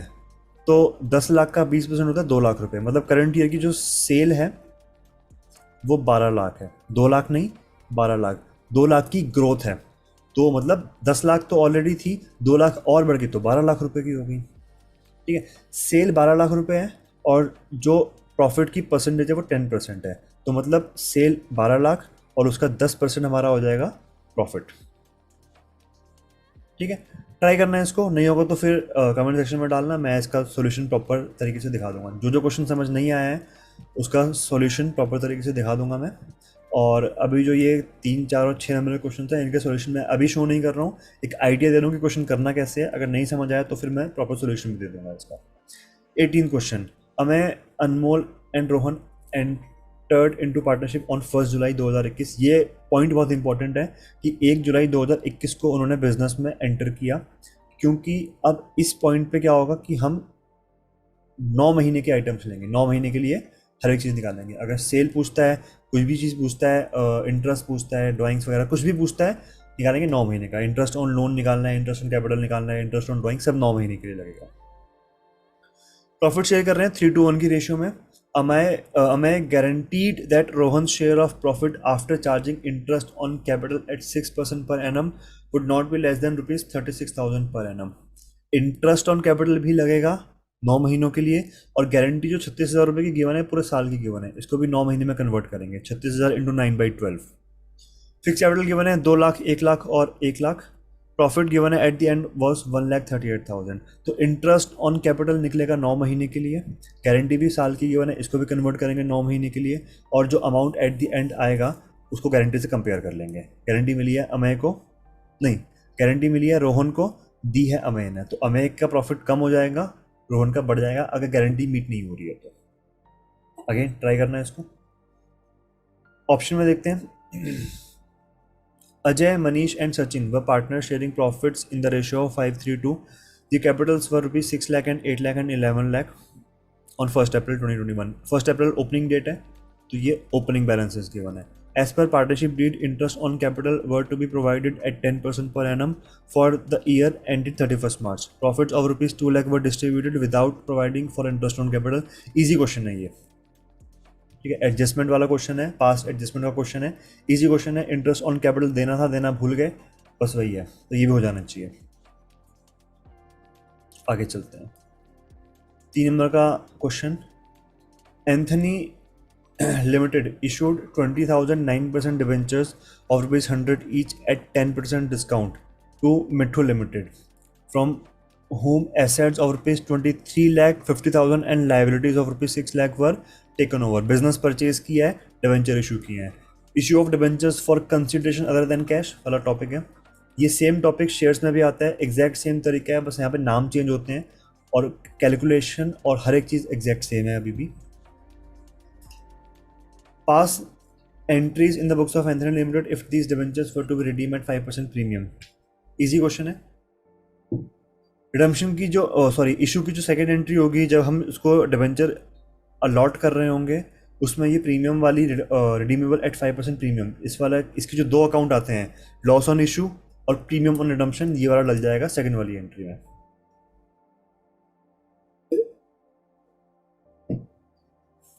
Random Limited took over running business of Mature Limited, comprises of assets of rupees 45 lakh and liabilities of rupees 640 for a purchase consideration of rupees 36 lakh.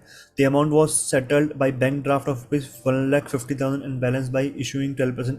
Again ये भी सेम क्वेश्चन है, entries pass करनी है। Other than cash वाला question है, 3 number का question आया है। ये वर्थ इट है, इसमें कोई इतना कोई हार्ड कैलकुलेशंस भी नहीं है। 20th question. 3 नंबर का लास्ट क्वेश्चन है ये। ओके, डोरेमोन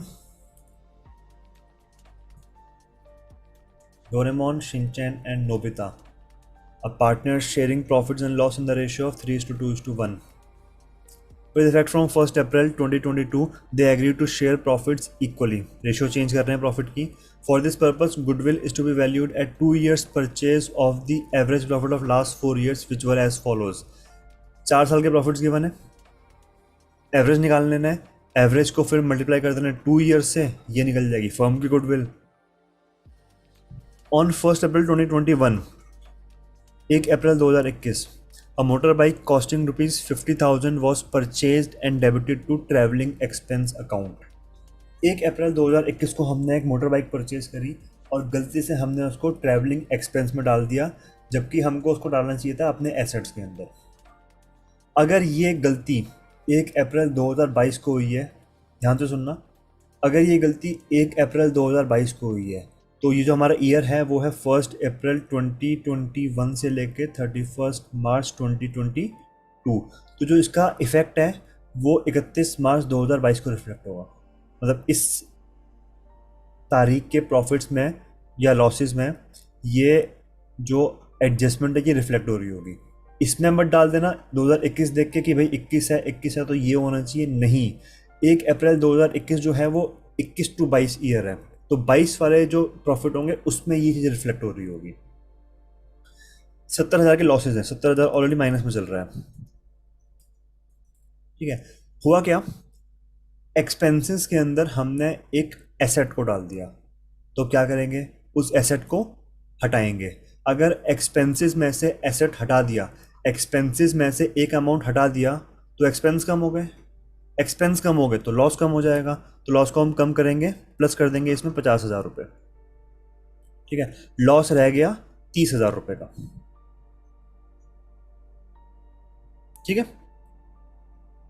लॉस हमारा रह गया 30,000 रुपये का। क्वेश्चन आगे कह रहे हैं, on which depreciation is to be charge at 20% per annum by straight line method. 1 अप्रैल को परचेज किया तो मतलब पूरे साल यूज़ किया होगा, पूरे साल यूज़ किया तो 20% डेप्रिशिएट कर देंगे पूरे साल के लिए। 50,000 का एसेट है, 20% का डेप्रिशिएशन का रेट है, अमाउंट आ जाएगा 10,000 रुपये। तो डेप्रिशिएशन तो नॉर्मल एक्सपेंस होता है, जबकि अगर हमने एक एसेट को खर्चा मान लिया गलती से, मतलब उसको एसेट की लिस्ट में शो नहीं किया, तो अगर वो एसेट की लिस्ट में नहीं है तो डेप्रिशिएट भी नहीं हुआ होगा, क्योंकि एसेट हमने नहीं माना ना उसको अभी तक। बट अब जब उसको एसेट मान रहे हैं तो डेप्रिशिएट भी करेंगे। डेप्रिशिएशन हमारा नॉर्मल एक्सपेंस होता है, और अगर उसको इंक्लूड कर रहे हैं, खर्चा बढ़ा रहे हैं, खर्चा बढ़ाएंगे तो प्रॉफिट कम होगा, और अगर लॉस है तो लॉस और बढ़ जाएगा, तो लॉस को हम बढ़ा देंगे, माइनस कर देंगे, माइनस माइनस प्लस होता है 10,000 रुपये। तो ये लॉस हमारा हो गया 40,000 रुपये का, ठीक है। ये 70,000 का लॉस कन्वर्ट हो गया 40,000 के लॉस पर। क्वेश्चन आ गया, the firm also paid an annual insurance premium of ₹20,000 which had already been charge to profit and loss account for all the years. हर एक ईयर में हमने एक खर्चा पे किया इंश्योरेंस प्रीमियम के नाम पे 20,000 रुपये का, और वो हमने हर साल प्रॉफिट एंड लॉस अकाउंट में डाल दिया है, ठीक है। तो इंश्योरेंस प्रीमियम पे करना एक नॉर्मल खर्चा होता है जो कि जाना ही प्रॉफिट एंड लॉस अकाउंट में चाहिए, तो अगर डाल दिया तो अच्छी बात है, ठीक है। डलना ही चाहिए था, डल गया, नहीं डालते तो डाल देते अभी हम। तो ये जो स्टेटमेंट गिवन है, ये गिवन है कंफ्यूज करने के लिए, कि तुम्हें देखे कि भाई 20,000 का लॉस था, खर्चा था, जो कि एबनॉर्मल लॉस हो सकता है, एबनॉर्मल एक्सपेंस हो सकता है। तुम क्या करोगे, हर साल के प्रॉफिट में इसको इंक्लूड कर दोगे या लॉस में इंक्लूड कर दोगे, और हर एक साल का अमाउंट चेंज कर दोगे। नहीं करना है। इंश्योरेंस प्रीमियम पे करना किसी भी बिजनेस का नॉर्मल खर्चा होता है, एक नॉर्मल एक्सपेंस होता है, जो कि फर्म डालती ही प्रॉफिट एंड लॉस अकाउंट में। डाल रखा है, क्वेश्चन कह रहा है डाल रखा है तो अच्छी बात है, क्वेश्चन कहता है नहीं डाल रखा है तो अब डाल देते हो उसको हम, ठीक है। ये कहीं भी नहीं जाएगा, किसी भी चीज़ में प्लस माइनस ये नहीं होगा। बाकी अमाउंट हम एज इट इज़ लेंगे, 50,000, 1,20,000, 1,80,000 और 40,000। 4 साल के प्रॉफिट लॉस हो गए, एवरेज निकालेंगे, 2 ईयर से मल्टीप्लाई करेंगे, ये आ जाएगी फर्म की गुडविल, और इसके बेस पे एंट्री हम पास कर देंगे, ठीक है। 20th क्वेश्चन हो गया। अब आते हैं यहाँ से 4 नंबर के क्वेश्चन शुरू होते हैं। 21वां question, LTO Limited was registered with an authorized capital of 4 crore divided in 25 lakh equity shares of 10 each and 1 lakh 50,000 9% preference shares of rupees 100 each. The company issued 8,000 equity shares for public subscription at 20% premium. Company issue कर रही, इससे पीछे की सारी information हमारे लिए almost useless थी unless question balance sheet पूछे, जो कि पूछी गई है शायद. ठीक है, तो कंपनी ने इशू किए 8 लाख इक्विटी शेयर्स 20% प्रीमियम पे. शेयर की वैल्यू कितनी थी? 10 रुपये का एक शेयर था. तो अगर 20% के प्रीमियम पे इशू किए हैं तो फेस वैल्यू है 10 रुपये, इशू प्राइस है 12 रुपये, 2 रुपये का प्रीमियम है. Table 3 on application, 7 on allotment including premium. तो मतलब यहाँ पे 7 रुपये में से 5 रुपये कैपिटल का अमाउंट है और 2 रुपये प्रीमियम का अमाउंट है. And balance on call, final call. Public had applied for 10 lakh shares. हमने पब्लिक को ऑफर किए 8 लाख शेयर्स, उन लोगों ने मांग लिए 10 लाख शेयर, 2 लाख एक्स्ट्रा हैं. Excess applications for send letter of regret, मतलब रिफंड कर दिया पूरा का पूरा पैसा 2 लाख शेयर्स पे. 2 लाख शेयर्स पे एप्लीकेशन रिसीव हुआ होगा, 2 लाख इंटू 3 6 लाख रुपए, ये हमने रिफंड कर दिया.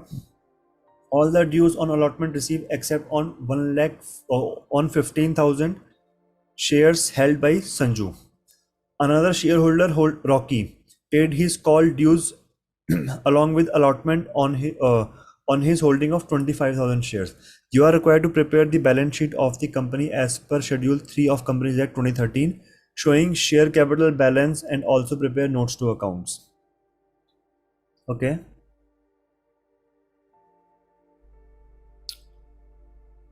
ठीक है, बैलेंस शीट बनानी है, इजी क्वेश्चन है. प्रोपोर्शनेट अलॉटमेंट का क्वेश्चन है ये. इसके अंदर 15,000 शेयर्स जो संजू के पास थे, उसने अलॉटमेंट पे नहीं करी और रॉकी ने अलॉटमेंट और कॉल मनी पे नहीं करी. ठीक है, क्वेश्चन में फोर फीचर के रिगार्डिंग कोई इन्फॉर्मेशन नहीं है कि हमने शेयर्स फॉरफिट किए कि नहीं किए, तो अब हम नहीं मान के चलेंगे. उसके अलावा बस बैलेंस शीट बनानी है और नोट्स टू अकाउंट बनाने हैं, बन जाना चाहिए, इजी है. 22nd क्वेश्चन, ये क्वेश्चन है 4 नंबर का, आगे काफ़ी लंबा क्वेश्चन है.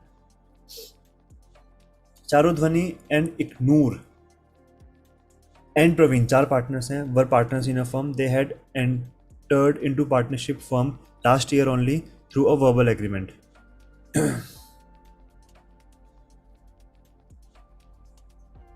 They contributed capitals in the firm and to meet other financial requirements. Few partners also provided loan to the firm. Within a year, the conflicts arises due to certain disagreements and they decide to dissolve the firm. The firm had appointed Miss Kavya, who is a financial advisor.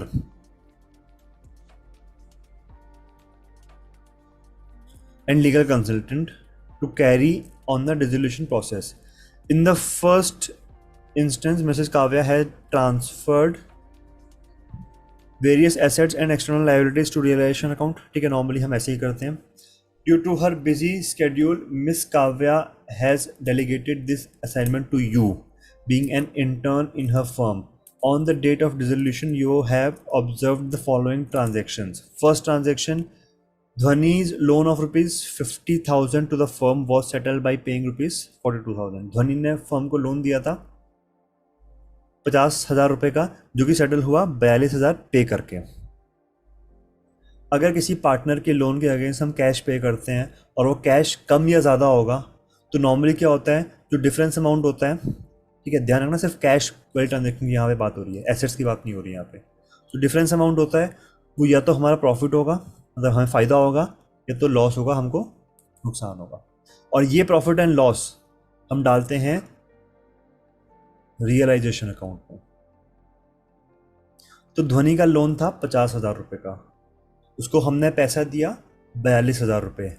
8,000 रुपये का हमको हुआ फ़ायदा, profit. तो ये हम डालेंगे realisation account में. रियलाइजेशन अकाउंट में किस साइड? Credit side. ठीक है, इस साइड आएगा, क्योंकि सारे के सारे रेवेन्यूज इस साइड आते हैं और खर्चे इस साइड आते हैं. जो पैसा आता है वो इस साइड, जाता है वो इस साइड. ठीक है, तो क्रेडिट साइड डालेंगे इसको हम, जो डिफरेंस अमाउंट है। और ध्वनि का लोन जो है वो कैश के थ्रू पे हुआ है, तो लोन लाइबिलिटी होती है, लाइबिलिटी इंक्रीज करती है, मतलब उधार अगर लेते हैं तो क्रेडिट करते हैं, वापस करते हैं तो डेबिट करते हैं।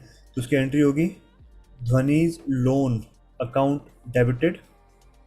ठीक है, किसके थ्रू पे किया, कैश के थ्रू या बैंक के थ्रू पे किया, to bank account to realisation account.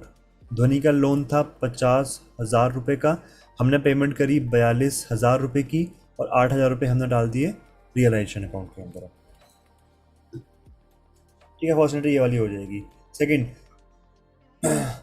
Praveen, शायद मैंने नाम पढ़ लिया था, पावनी नाम है। Pavani's loan of ₹40,000 was settled by giving an unrecorded asset of ₹45,000। अगर एसेट दे रहे हैं तो उसमें प्रॉफिट एंड लॉस हम नहीं देखते कि भाई फ़ायदा हुआ कि नुकसान हुआ, अभी हम सीधा लोन की सेटलमेंट की एंट्री पास करते हैं। अब लोन जो है वो हमने कैश की फॉर्म में पे नहीं किया, हमने उसको एसेट दिया है, अनरिकॉर्डेड एसेट दिया है। तो अगर कैश के थ्रू पे किया होता तो कैश अकाउंट के अंदर जाता, लेकिन अगर एसेट पे किया है तो फिर जो लोन का अकाउंट है, चाहे वो पार्टनर्स लोन ही क्यों ना हो, वो जाएगा रियलाइजेशन अकाउंट के अंदर। और लोन की एंट्री जो हम पे लोन जो हम पे करेंगे वो होगा Pavani's capital loan account debit, loan account debited to realisation account. ध्यान रखना, पार्टनर्स लोन कभी भी हम रियलाइजेशन अकाउंट के अंदर नहीं लेके जाते हैं, कभी लेके नहीं जाते। आज तक जितनी भी अकाउंटिंग हमने करी है, हर एक केस में पार्टनर का लोन हमने कैश अकाउंट के अंदर पे किया है। लेकिन ये बात भी सच है कि हमने जितने भी क्वेश्चन किए हैं उसमें किसी भी क्वेश्चन के अंदर पार्टनर का लोन कोई एसेट दे के पे नहीं हुआ है।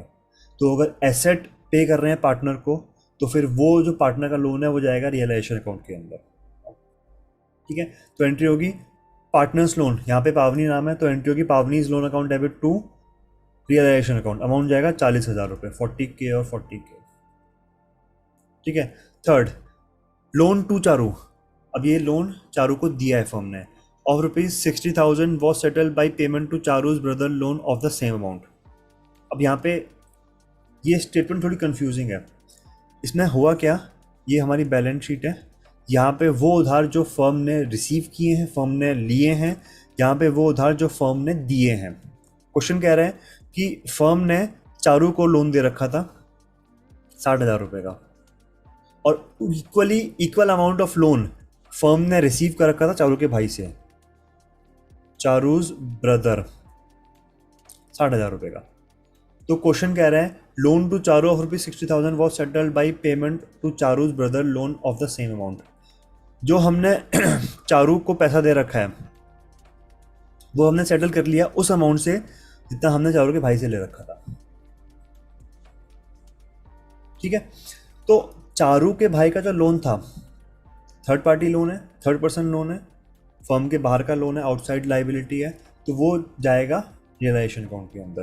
तो जो चारू के लोन, जो चारू को लोन जो हमने दिया था उसकी पेमेंट जो होगी वो होगी रियलाइजेशन अकाउंट के अंदर। थोड़ा सा कंफ्यूजिंग है, ध्यान से सुनो इसको।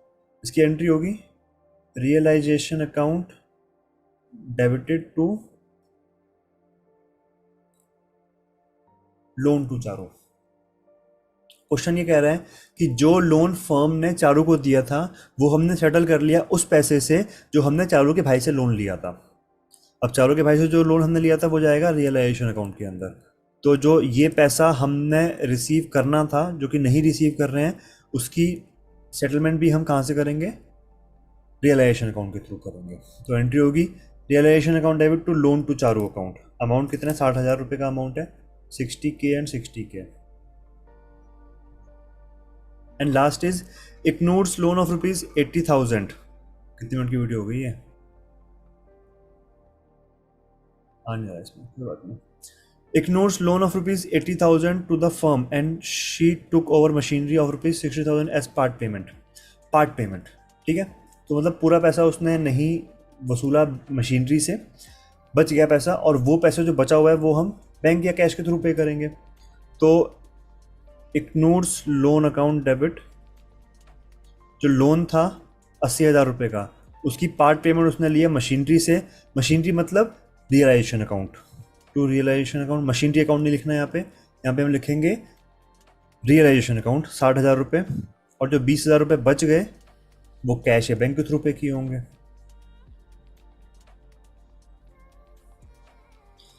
ठीक है, ये एंट्रीज हैं, थोड़ा ट्रिकी एंट्रीज हैं, ध्यान से समझना। अगेन नहीं समझ आया तो कमेंट सेक्शन के अंदर डाल देना उसको। Next question, 23rd question. दो क्वेश्चन हैं इसके अंदर। फर्स्ट क्वेश्चन कह रहा है O2 Limited was registered with an authorized capital of rupees 2 lakh, equity shares of rupees 100 each. 2 lakh authorise shares हैं, 100 रुपये पर शेयर है। The company offered 60,000 shares for public subscription at 25% premium. The share was payable as rupees 40 on application, balance on allotment. दो ही call पे खत्म कर रहे हैं विद प्रीमियम ऑब्वियसली। 40 रुपये एप्लीकेशन पे, 60 रुपये अलॉटमेंट पे। ठीक है, 60 रुपये का जो अमाउंट मैंने बोला वो प्रीमियम के बिना वाला अमाउंट है। Public had applied for 85,000 shares. Public को ऑफर किए 60,000 शेयर्स, पब्लिक ने मांगे 85,000 शेयर्स, 15,000 शेयर्स एक्स्ट्रा हैं। Pro rata allotment was made in the ratio of 5:4, मतलब जिसने 5 शेयर मांगे उसको 4 शेयर दिए। ठीक है, जिसने 50 शेयर मांगे उसको 40 शेयर दिए, जिसने 10 शेयर मांगे उसको 8 दिए, जिसने 100 मांगे उसको 80 दिए। ठीक है, नॉर्मल रेशियो है। And remaining applicants were sent letter of regret. ठीक है, mister Anand holding 4,000 shares fail to pay allotment money and his shares were forfeited. Anand के पास 400 शेयर्स थे, उसने अलॉटमेंट पे नहीं किया, उसके शेयर्स फॉरफिट कर दिए। Out of these 3,000 shares were reissued at a discount of 20 per share. General entries pass करनी है O2 लिमिटेड की। क्वेश्चन ईजी तो नहीं है, बट इंफॉर्मेशन जो है वो इतनी है कि इजीली क्वेश्चन हो सकता है। और पास entries for forfeiture and re issue. अब दो केस हैं इसके अंदर, ए और बी, और हमको सिर्फ और सिर्फ फॉरफीचर एंड री इशू की एंट्री पास करनी है।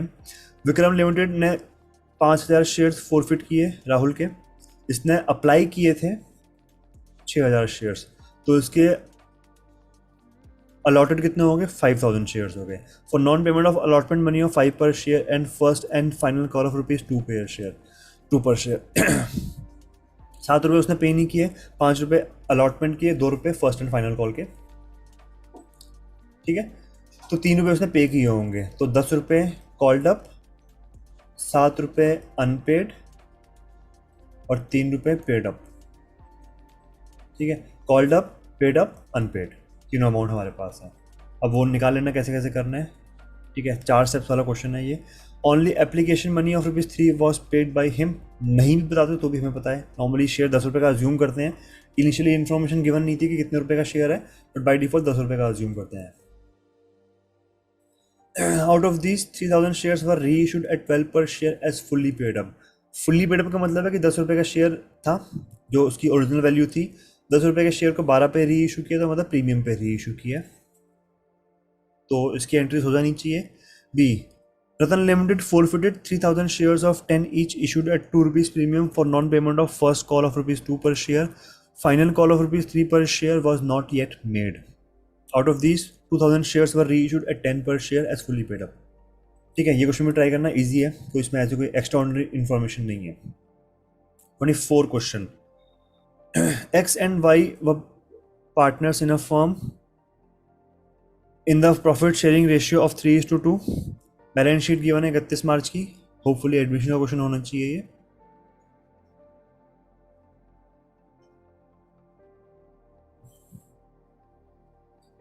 बैलेंस शीट 31 मार्च की गिवन है। क्रेडिटर्स रिजर्व गिवन है, कैपिटल अकाउंट्स गिवन है, plant and machinery, building, stock, debtors minus provision और cash in hand. Z was admitted for 16 share. Z will bring 56,000 as his capital but was not able to bring any amount to compensate the sacrificing partners. ठीक है, तो उसकी एक set of entries होती हैं जो कि आनी चाहिए। Goodwill of the firm is valued at rupees 84,000. Plant and machinery was found to be undervalued by rupees 14,000. Building was to be brought up to rupees 1,09,000.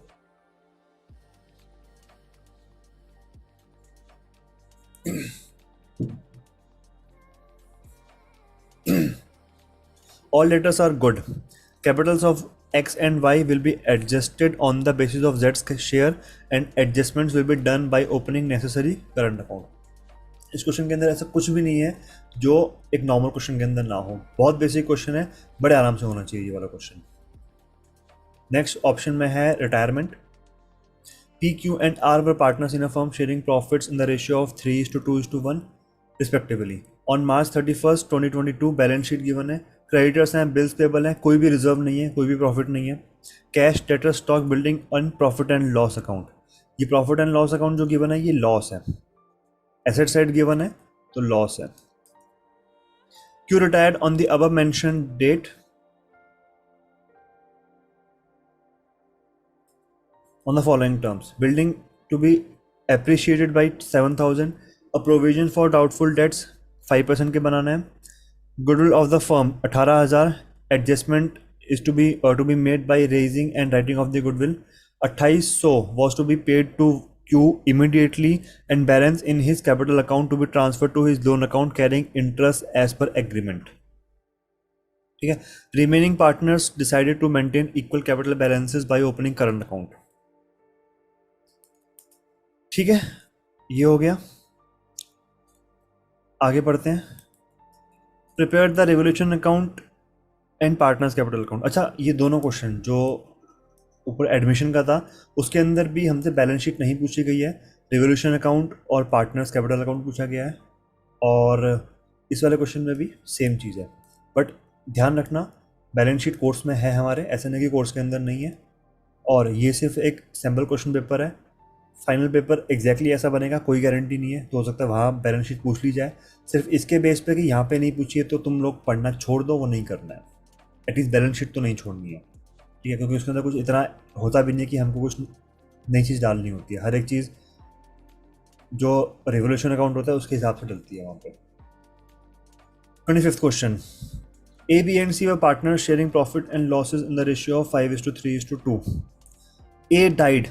Death का क्वेश्चन है, 6 number का question है, क्योंकि इसके अंदर पूछा गया है executors account.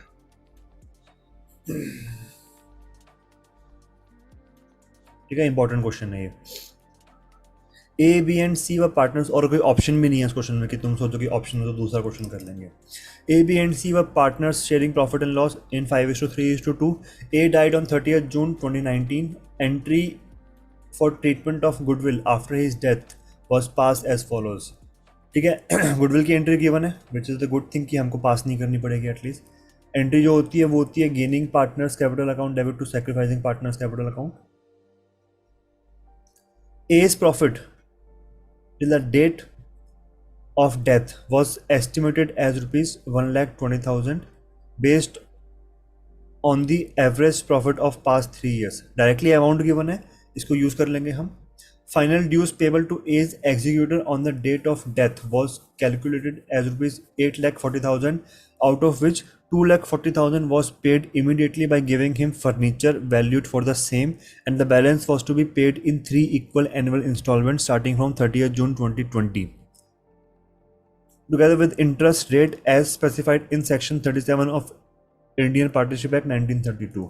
As per Section 37 of Indian Partnership Act 1932, a deceased partner's executors are entitled to receive interest at 6% per annum.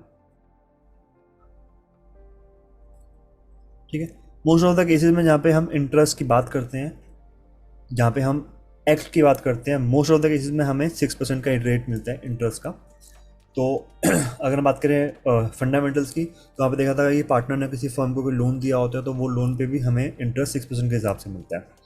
तो सेक्शन 37 सेम बात बोलता है कि अगर कोई पार्टनर की डेथ हुई है तो उसके जो एग्जीक्यूटर्स होते हैं, लीगल रिप्रेजेंटेटिव जो होते हैं, उनको उस अमाउंट पे 6% का इंटरेस्ट मिलता है अगर फर्म जो है वो एक साथ लमसम में पेमेंट नहीं कर रही है. तो यहाँ पे हमें बनाना है एक एग्जीक्यूटर अकाउंट.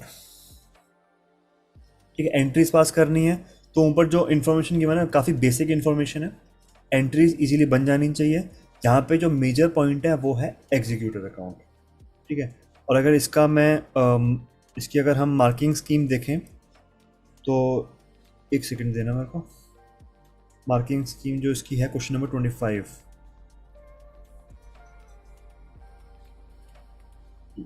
जर्नल एंट्री, अच्छा इसकी कोई मार्किंग अलग से नहीं दे रखी, पूरा कंबाइंड 6 मार्क्स का दे रखा है ये। ठीक है, मार्किंग स्कीम के अंदर नॉर्मली क्वेश्चन के पार्ट्स गिवन होते हैं, बट इसका डायरेक्ट 6 नंबर गिवन है। 26 फर्स्ट पार्ट का, पार्ट ए का लास्ट क्वेश्चन है और ये है डिवेंचर्स वाला question. Health to Wealth Limited had share capital of rupees 80 lakh divided into shares of rupees 100 each and 20,000 8% debentures of 100 each as part of capital employed. The company need additional fund of rupees 55 lakh. Company को कितना पैसा raise करना है? 55 लाख रुपए raise करना है, for which they decided to issue debentures in such a way that they got required fund after issuing debentures of the same class as earlier. Same class का मतलब है कि same interest of rate of interest पे at 10% premium. Debenture issue करने 10% के premium पे। ठीक है, नॉर्मली जो डिबेंचर है वो 100 रुपये का है, लेकिन उसको 10% के प्रीमियम पे इशू कर रहे हैं, मतलब 10% कितना हो गया? 10 रुपये, तो 110 रुपये पे इशू कर रहे हैं। अमाउंट हमें अभी भी इतना ही चाहिए, लेकिन हमें डिबेंचर्स को ऐसे इशू करना है कि अमाउंट इतना रिसीव हो और 10% का प्रीमियम भी मिल जाए। तो 55 लाख का अमाउंट है और हम डिबेंचर को इशू कर रहे हैं 110 रुपये पे, तो मतलब हमने 50,000 डिबेंचर इशू किए होंगे। तो 50,000 डिबेंचर्स कंपनी ऑफर कर रही है। 100 रुपये का एक डिबेंचर है फेस वैल्यू जो है, और इशू प्राइस है 110 रुपये, क्योंकि 10 रुपये के या 10% के प्रीमियम पे इशू हो रहे हैं। These debentures were to be redeemed at 20% premium after 4 years. These debentures were issued on 1st October 2021. You are required to pass entries for issue of debentures, prepare loss on issue of debentures account assuming that there was existing balance of securities premium account of rupees 2,80,000. Pass entries for interest on debentures on 31st March assuming interest is payable on 30th September and 31st March every year. ये थोड़ा सा नहीं, again confusing तो नहीं होगा, but यहाँ पे हमें 3 चीज़ें करनी है। एक तो एंट्रीज पास करनी है इशू ऑफ डिबेंचर्स की, और एंट्रीज पास करनी है इंटरेस्ट की, और loss on issue of debentures account हमें मेंटेन करना है, लेजर अकाउंट जो हमें मेंटेन करना है। तो ये क्वेश्चन है 26 क्वेश्चन, ये भी इजीली हो जाना चाहिए अगेन। तो यहाँ पे हमारा पार्ट ए खत्म होता है, पार्ट हमारा बी शुरू होता है, which is analysis of financial statements.